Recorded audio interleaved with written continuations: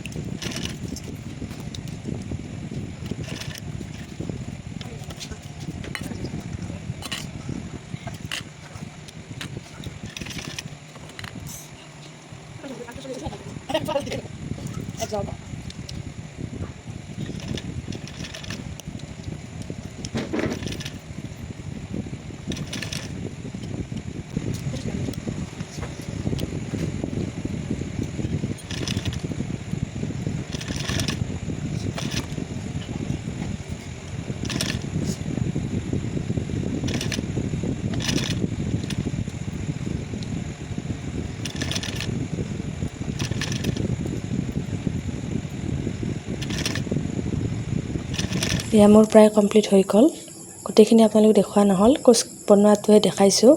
সেয়া কুৰ্তিটো চাওকচোন, পূৰা সূতাৰ হয় আৰু ডিঙিটো ৰাউণ্ডে দিব দিছে, যিহেতু মই ৰাউণ্ড কৰিয়ে দিছোঁ।